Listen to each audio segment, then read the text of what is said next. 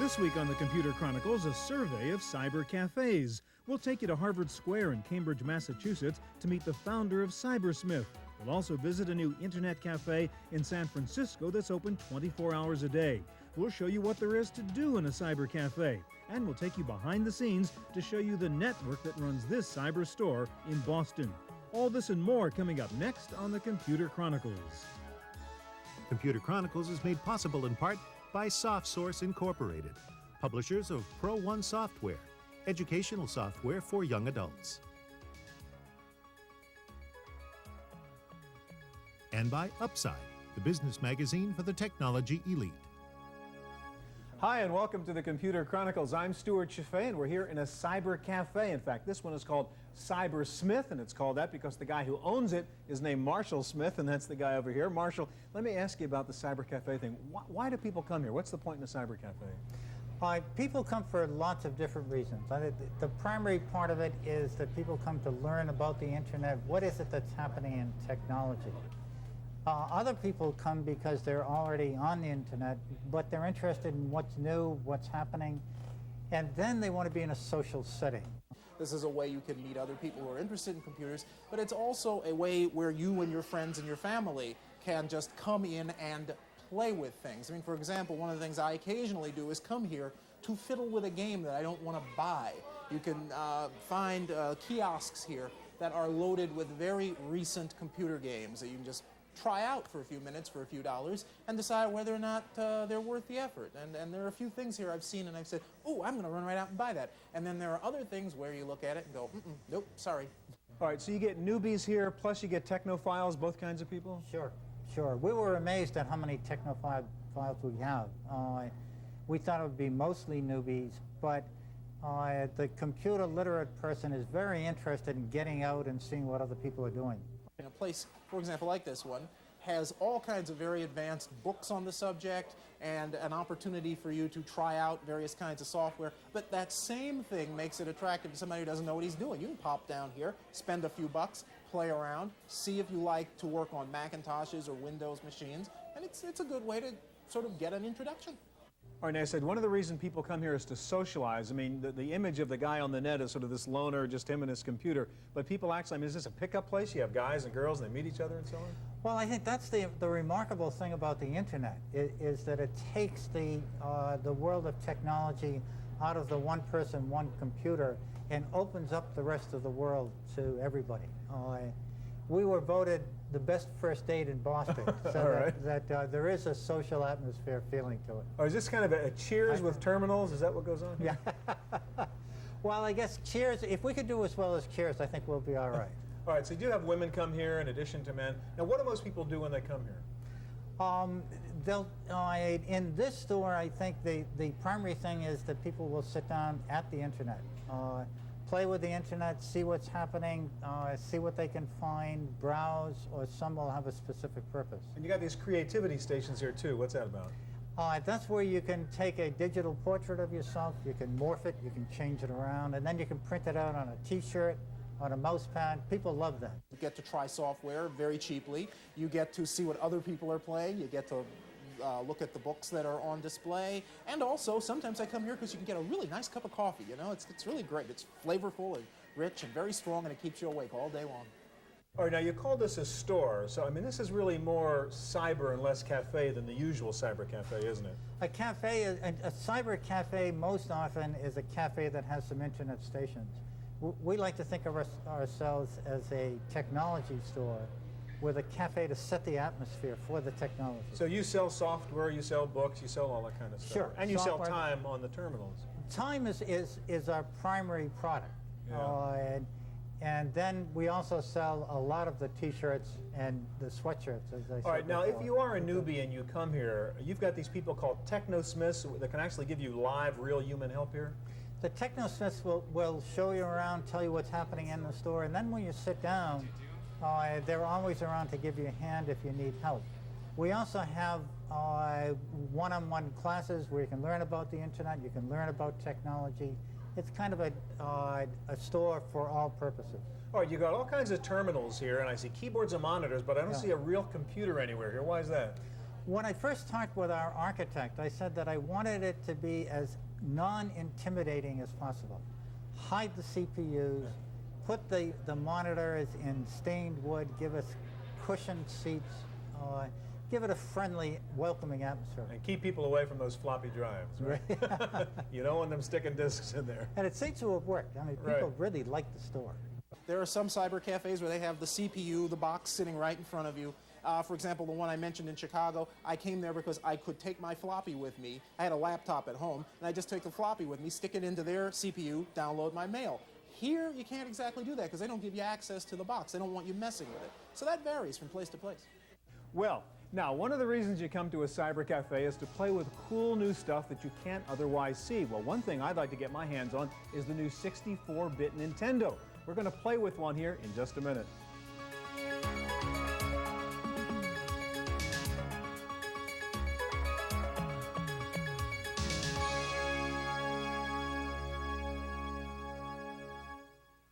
So this is the new Nintendo 64. It's the first 64-bit video game console. As you can see, it uses cartridges, not CD-ROMs, and this is the original Japanese version because it's just barely coming out in the United States now. You can see the Japanese language. Nintendo says this thing has the processing power of about 10 Pentiums, and Kate Schramm is one of the technosmiths here at Cybersmith. You guys are, in fact, the first ones in the country to actually have these, right? Yes, we are. Not even Toys R Us. We beat Toys R Us out for the rights to showcase it.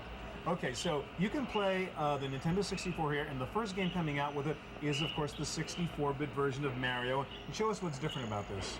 Well, it is very three-dimensional. Mario has moving hands, moving head, he breathes. You can have different views. You can zoom in to get a closer picture, or you can zoom out for a more aerial view. And again, what's cool, I mean, this is like Doom meets Mario, right? You can move left, right, up, back, all the way around. It's full 3D. So what's the point in the game? Well, you're trying to save the princess. Right now, we've gone inside the castle. There are different rooms with different challenges to them. We are going to go into this room. Some are locked and you need keys to get in. And since the directions are in Japanese, it's very challenging. Right, so far. All right, now there's no bad guys that are about to blow you up here, right? No. Okay, so where are we now? We're in a garden-type area. Yeah, the motion is really great. He stops, he turns, Can he jumps. jump? Can he swim in that pool? He can swim. Have him swan dive. All right. All right, now this is Mario 64. Another new game coming out with the Nintendo 64 is Pilot Wings. Can you show us that one? Certainly. Okay. Okay, Pilot Wings is a flight simulator game. We're taking off right now. What are we flying, Kate? What kind We're of in vehicle a is this? gyrocopter. Wow. Okay, so we're in some little island here, and we see really detailed backgrounds, really Look at the smooth fountain, it's movement. Yeah, fabulous. wow. And what's the object? What are you trying to do? Trying to fly through these hoops, control your aircraft to the best of your ability. So you get points for doing certain things? Yes, and you're also, further on in the game, you can shoot different objects. Some of them are as small as a kite. And we see the water's got great detail. There's waves, there's clouds there that you can actually fly through. All right, come back to the ground so we can kind of see what those backgrounds are. But I mean, you have a gun? Do you shoot people? Do people try to shoot you? No, no one is trying to kill you. Another peaceful game. I don't believe it. All right, so you want to have to figure out how to land without crashing? Is that the deal here? Yes, it's very hard to do. That's the hard part of flying, isn't it? Just the It's trick. really smooth, yeah. I'm not coming in straight. Ooh, into the water. Have you landed successfully on this? 3 times. All right. Is it kind of easy to do, or how hard is it to learn? It is easy to do. You learn by doing it. Yeah, That's part of the fun too. Those backgrounds are really great. All right, so that's Pilot Wings. Thank you. All right, there are many flavors of Cyber Cafe. Some of them focus on the social aspects of meeting people. Some of them focus on the games and the virtual reality world. We're going to take a tour of some other cyber cafes now with Giles. In the cool, hip neighborhoods of San Francisco, the cafe is a hangout, a kind of community living room where you can meet a wide sampling of humans and other species. Patrons of the Horseshoe on Haight Street settle comfortably into well-used chairs and tables to read, sketch, and sip espresso. But some regulars come in to use the computer terminals at the back of the room, to look for apartment rentals or roommates, and to check their email on the local cafe network.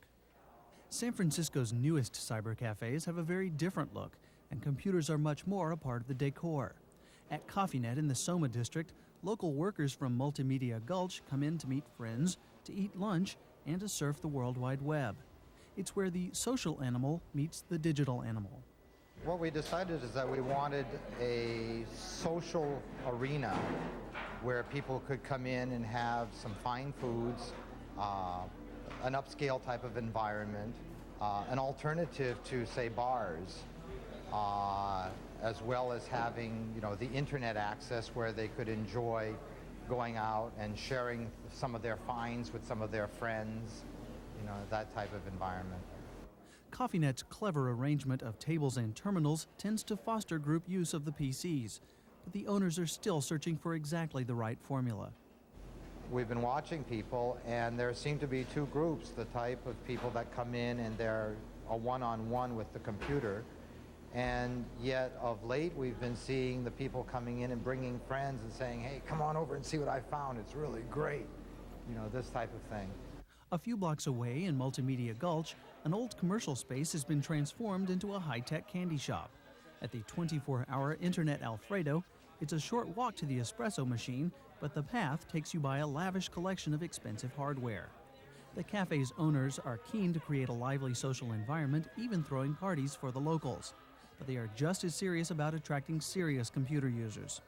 In particular, we're talking about the companies that need a place to meet after a conference and when they're away on a trip, or the business traveler that is away from home, or again, the people who live, the people who live here and are independent contractors. They have very good contracts and they need a place where they can work fast, inexpensively, and reliably.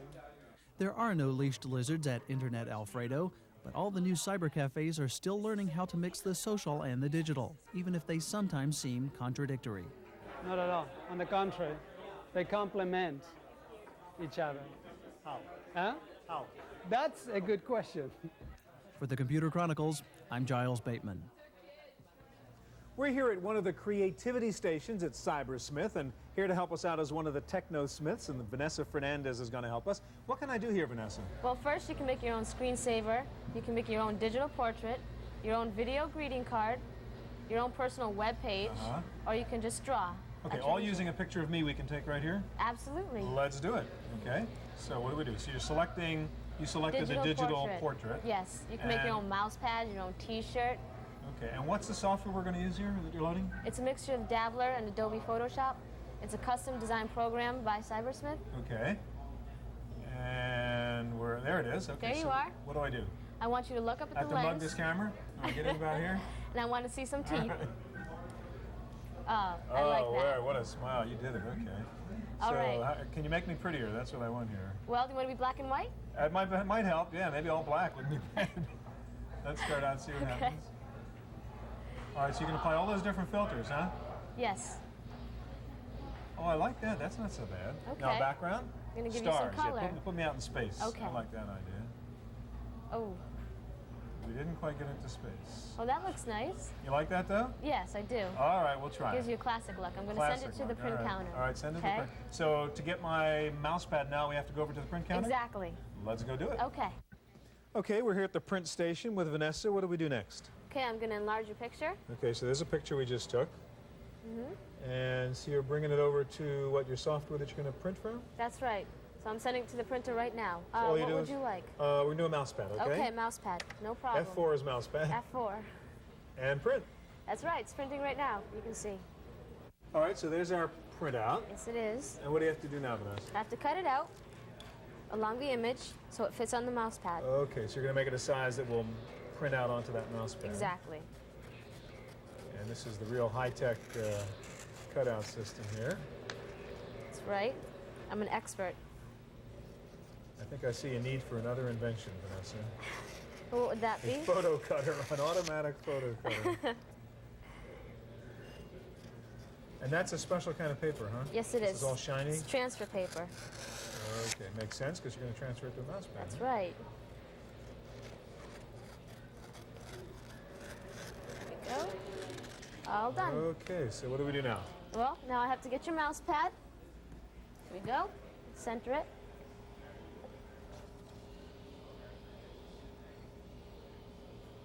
It's going to take a couple seconds. It'll beep, like that. And peel it off quick. There we go. It's hot. Ooh, okay, so there There you is my go. mouse pad. Very cool. Very cool indeed. Well, thank you very much. No problem. All right, so how does all this stuff work at a cyber cafe? All these computers are networked, so there's got to be a lot of wires somewhere. When we come back, we'll go to another cyber cafe location and see the guts of the operation.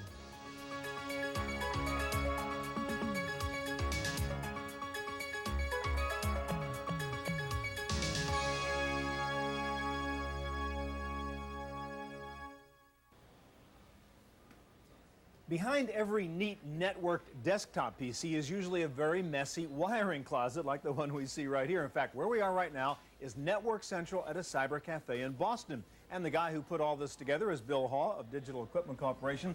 Bill, give us a kind of guided tour. What's the architecture of the network here? The architecture is based on the DECON 900 multi-switch. The unique features of this platform are it's simple, easy to install, and provides fault tolerant and bandwidth. All right, what are the actual components? What are the boxes we're seeing there? Basically, the boxes you're seeing are fault-tolerant power supplies, so the system is never down.